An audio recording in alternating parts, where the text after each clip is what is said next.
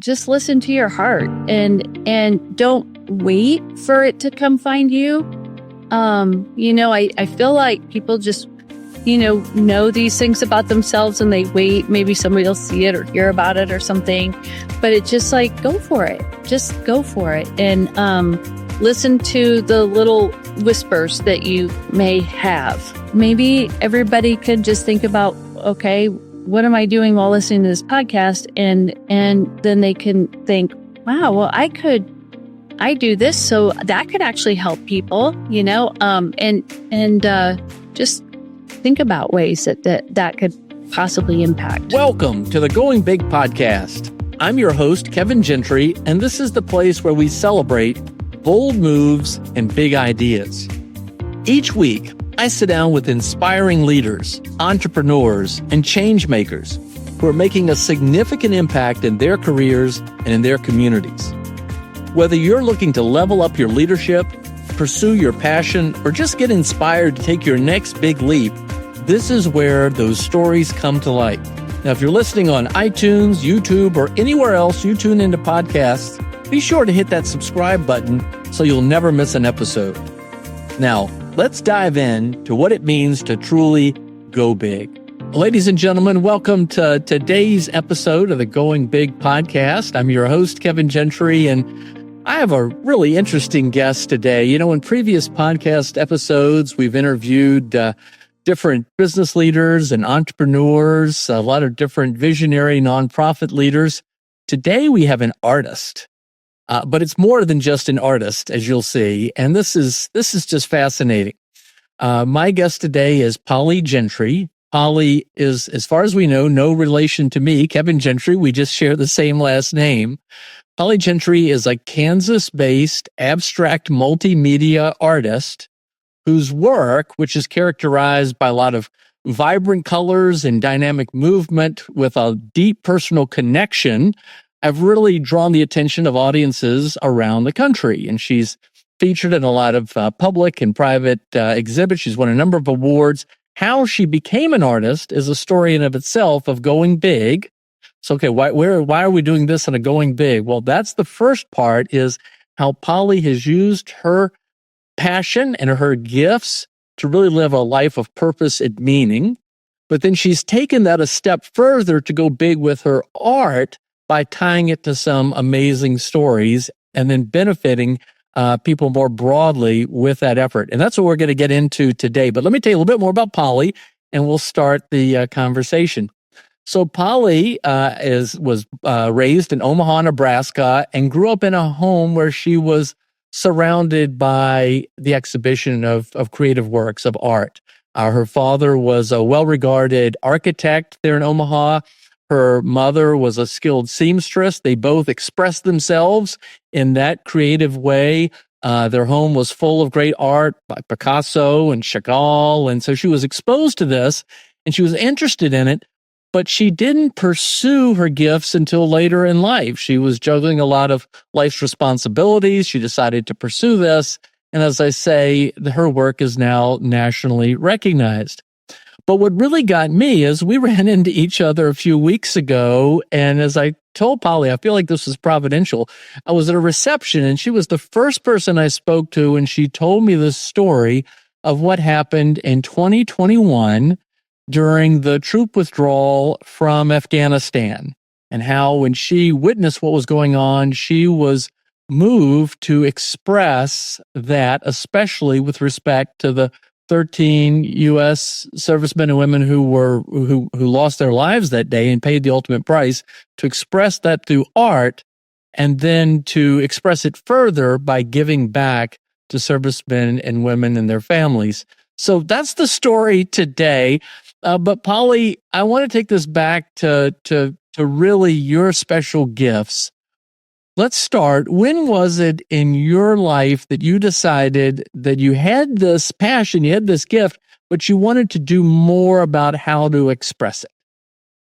Well, as you explained, I really learned so much from my parents, just watching my dad sketching he'd turn over the check at a dinner and, just start sketching something or, and my mother constantly working with her hands, sewing and whatnot.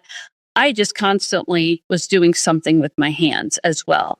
Even as little as I was. And I really didn't, even raising our own children, people would see me knitting, on a road trip or, needle pointing in front of the TV.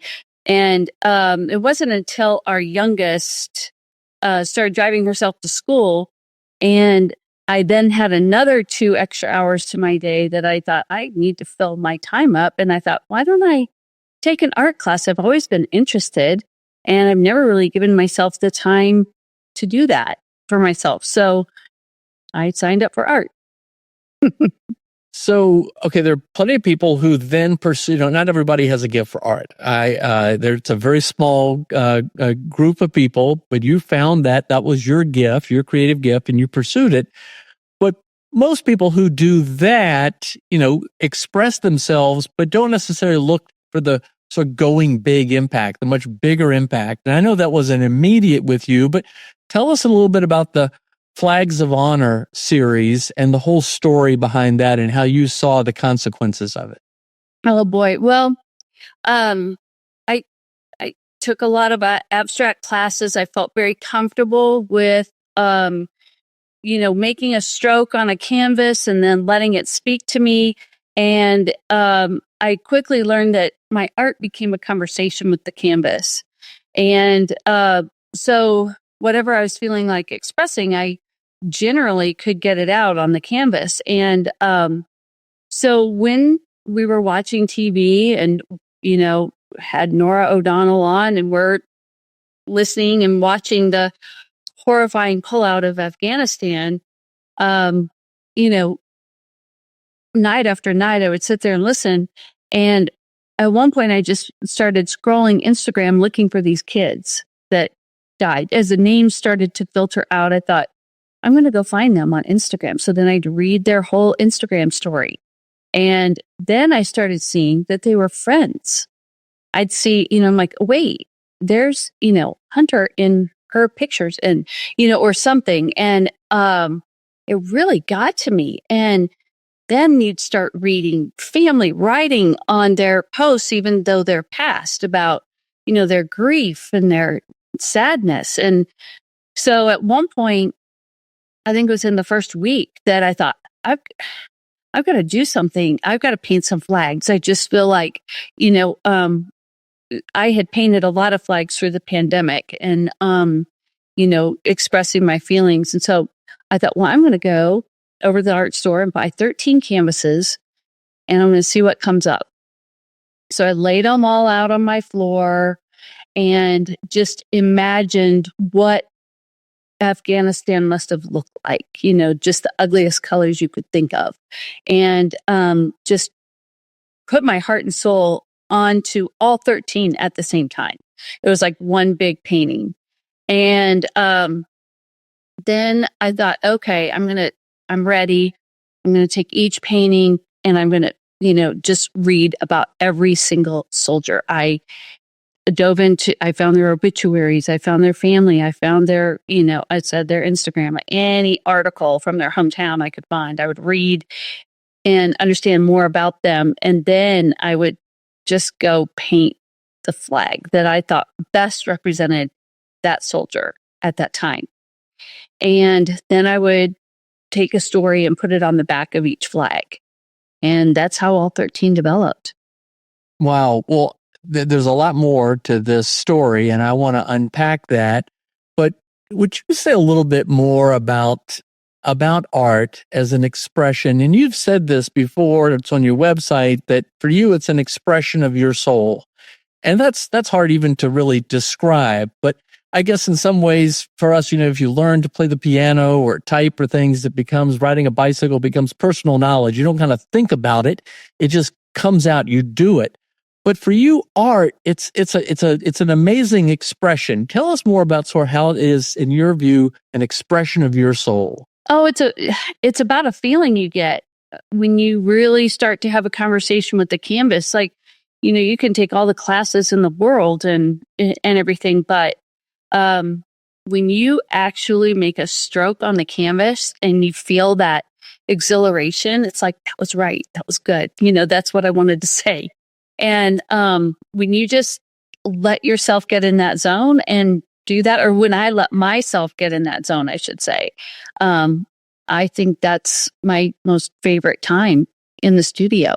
That's really amazing. That's awesome. So, okay, so you expressed your feelings about what you saw on that day and what these service people must have gone through this to the canvases. Then what? What did you do once the work was done? You have their story on the back. What happens with the art? Well, I think it was probably around, I don't know, the third soldier or something that I was painting. And it just came across to me, Polly Gentry, you should not need to make any money from the sales of these flags. I had been posting my process on Instagram, and I can tell when there's a momentum and people are saying they want to buy them. And so it made me think, I think that the money raised from this needs to go to a greater cause. It certainly doesn't need to go to me. So I got to thinking about, well, where could I donate this money? And it occurred to me that there was, my husband was in a fraternity at the University of Kansas, and there's another gentleman, Lieutenant Colonel Dan Rooney, was also in that fraternity. And he has an amazing story through Folds of Honor Foundation. And I really loved his way in going big and what he's done for the military and first responders. And so I called him up and I said, I called up the Folds of Honor Foundation, not Lieutenant Colonel Dan. And I said, hey, I'm painting these flags, and it's, I told him the whole story. I said, do you mind if I, donate the money to you guys? And they're like, no, definitely, we don't mind. And I said, well, I'm going to mention you a lot. I hope that's okay. And they said, totally fine.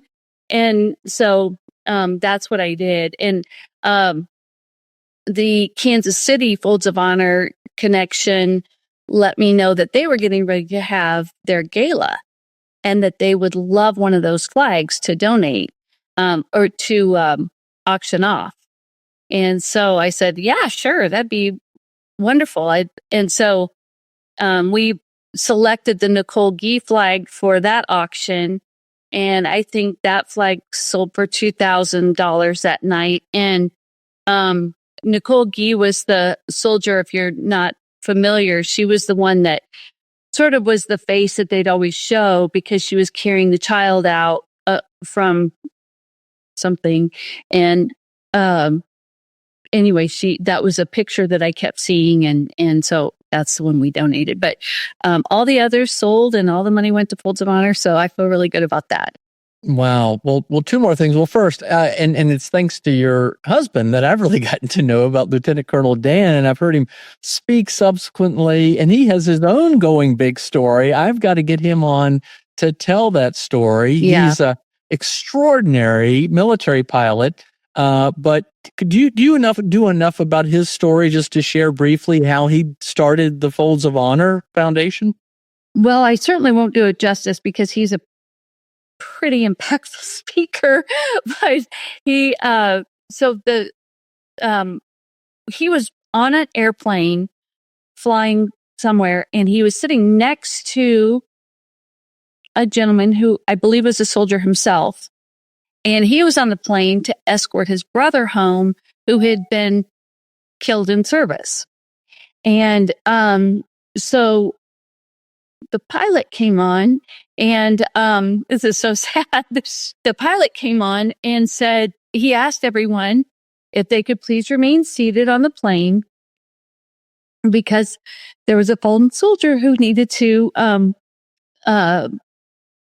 exit first, And so Lieutenant Colonel Dan and the brother were watching the whole procession out of the plane. And when they turned around, the aisle was full. People were pulling their bags out of the luggage bin, completely could care less. And, is like what Lieutenant Colonel Dan did. He just was like, that's it. I have to do something to help these families. And he made it his life's mission, and he's crushing it. He's doing a great job. He really is. And again, we're going to have his story. So on this particular story of your going big, there were some other examples of how people were really just affected by seeing the art, hearing the stories. I think there was an example out in maybe California, out in the desert. Is there any other stories that you might share? Oh, yeah. Okay. So the California one, that happened at the Folds of Honor Gala. One of my friends came up and asked me if I still had the flag from the soldier from Indio, California, because they have a home out there. And he wanted to buy the flag and present it to his family. And so he bought the flag. It was Hunter Lopez. And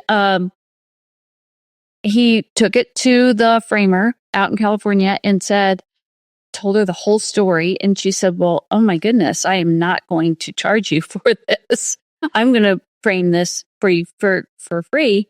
So then Larry found the family in Indio through the local Folds of Honor Foundation. And they said, actually, in May, we're going to be having a golf tournament. Hunter's dad, Herman Lopez, is wanting to honor his memory. And so Larry said, well, maybe we can present the flag to him there. And so they did. And it was really a touching moment. Well, Polly, I mean, I applaud you because, many of us are all caught in an episode like what happened in Afghanistan. We see it. We're just so traumatized by what we're seeing, but we feel powerless. And that you could connect your special gifts in a way and express this in a way that then had greater meaning and purpose is extraordinary. So now we turn to that part of the conversation where I'm going to ask you for some advice for our listeners, because we all have gifts. God gave us all these unique gifts, and hopefully we can identify what our gifts are.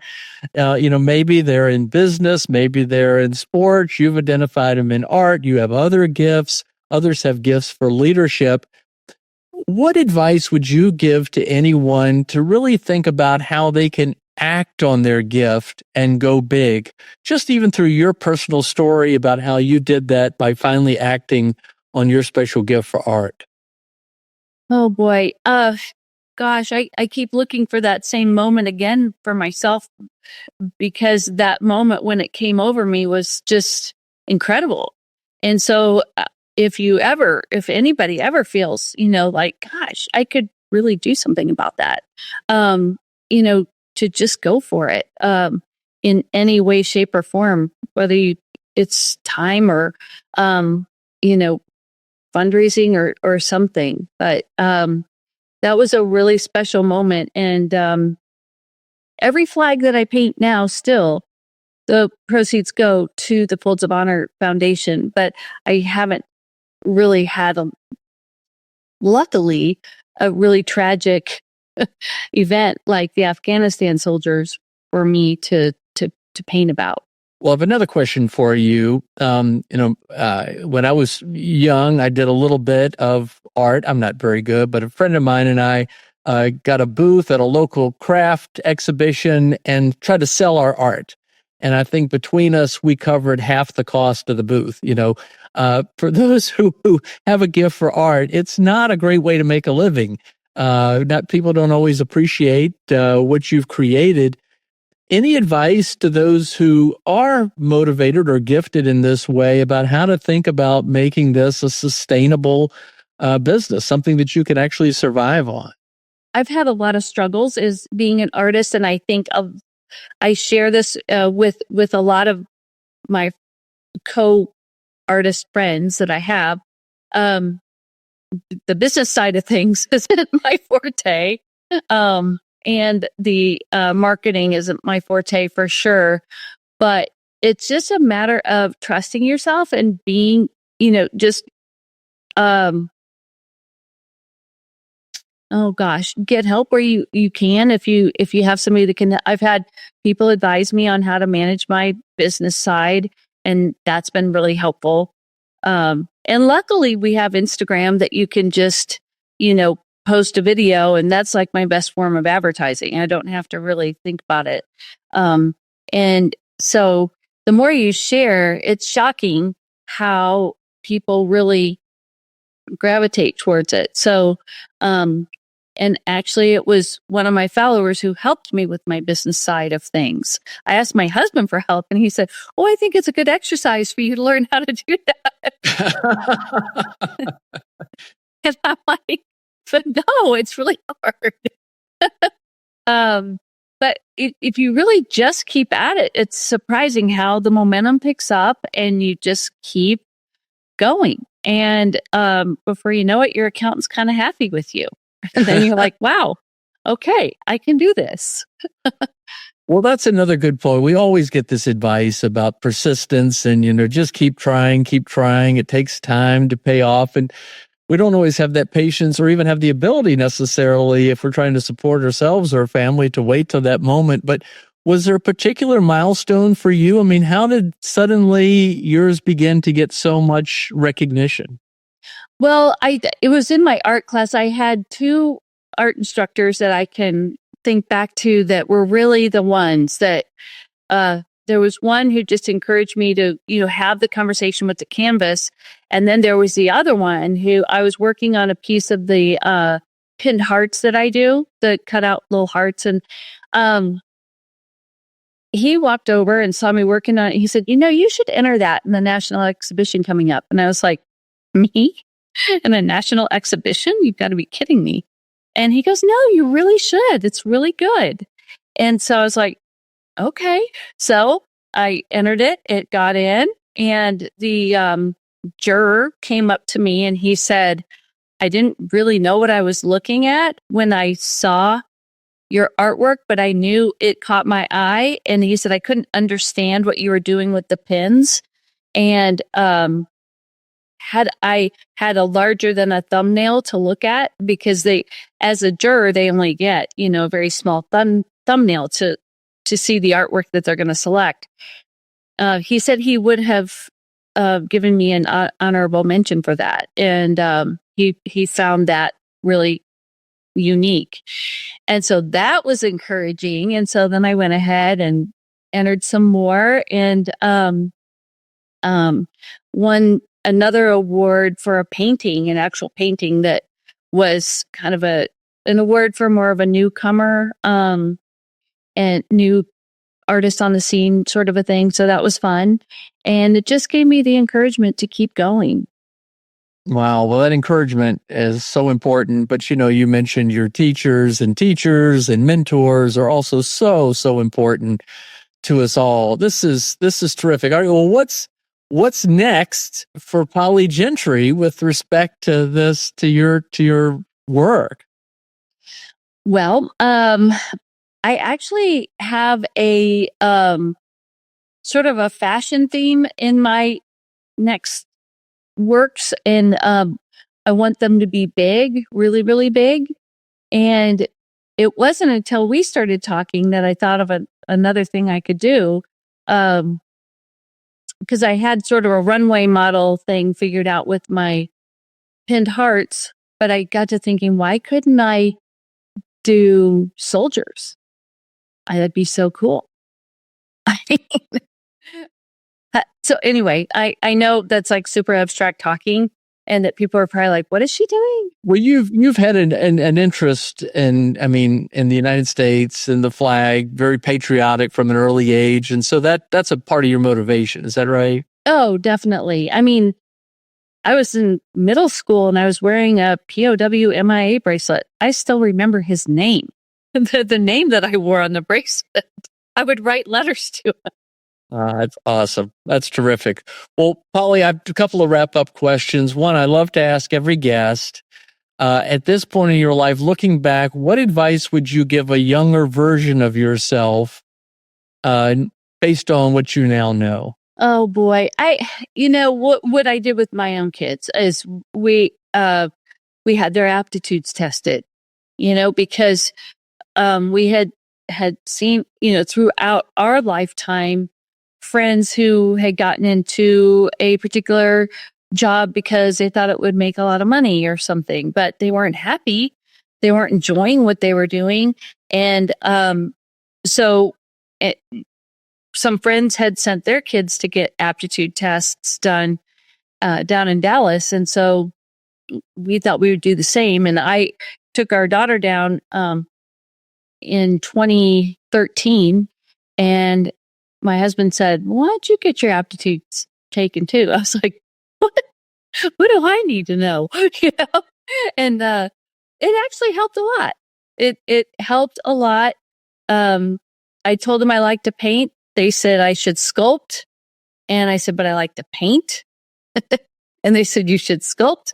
And it's because I have an uncanny 3D capability, I guess. And so that's where the pinned hearts came from. That's where in painting, I'm always searching for the depth and the light. And I think that that's probably what helps. Maybe the paintings stand out. Well, that's such a good point. And we all have gifts. We just don't always know what those gifts are and how to apply them. Well, last two and first, if someone wants to check out your art, how can they do that? Well, I really try to put everything that I'm doing out on Instagram. It seems to be the easiest way for me to just turn a camera on in the studio and video what I'm making, or talk about what I'm going to do next. And so that's really where I connect the most. And that actually links straight to my Facebook page, which there's a large group of people that follow me over there too. And my website doesn't always have everything. It just has the things for sale. It's not kind of videoing the art process, which I've had, a lot of people say, well, in one case in particular, one girl was recovering at home from skin cancer surgery.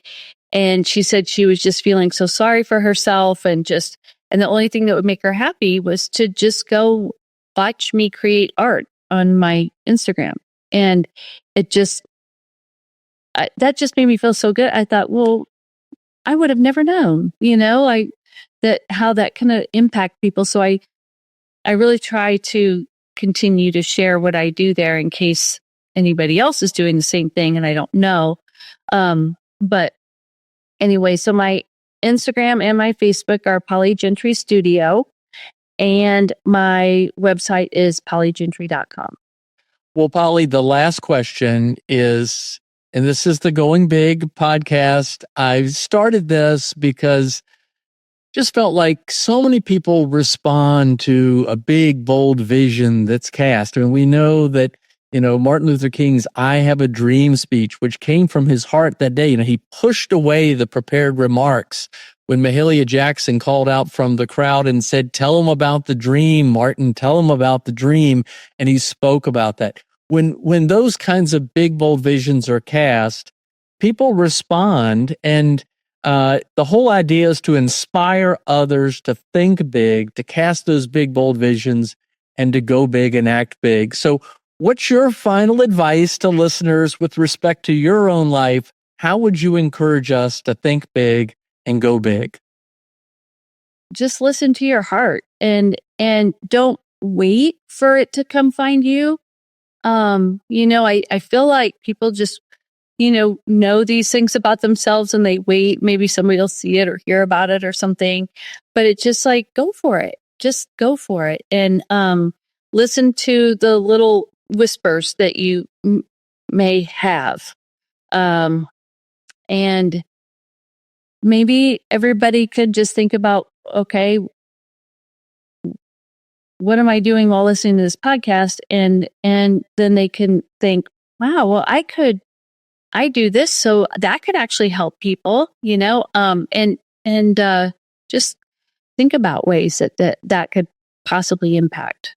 Well, Polly Gentry, thank you for being my guest. I'm so glad we ran into each other at that reception and had the conversation. Your story immediately brought tears to my eyes. What you've done is extraordinary, just with respect to the 13 who are fallen in Afghanistan. So I applaud you for that. But thank you for going big and thinking big with your own gift. And thanks for being our guest today. Well, thank you so much. I really enjoyed it. So good to see you again, Kevin. Thanks for tuning in to the Going Big podcast. I hope today's conversation left you feeling energized and ready to tackle your biggest goals. Don't forget to subscribe and leave us a review on iTunes, YouTube, or wherever you listen to podcasts. It really helps spread the word, and it gets these inspiring stories out to more people. You can also find more content, resources, and updates at our website, goingbigpodcast.com. Remember, the only limits are the ones you don't challenge, the limits that you impose on yourself. Keep pushing, keep growing, and above all, keep going big. See you next time on the Going Big podcast.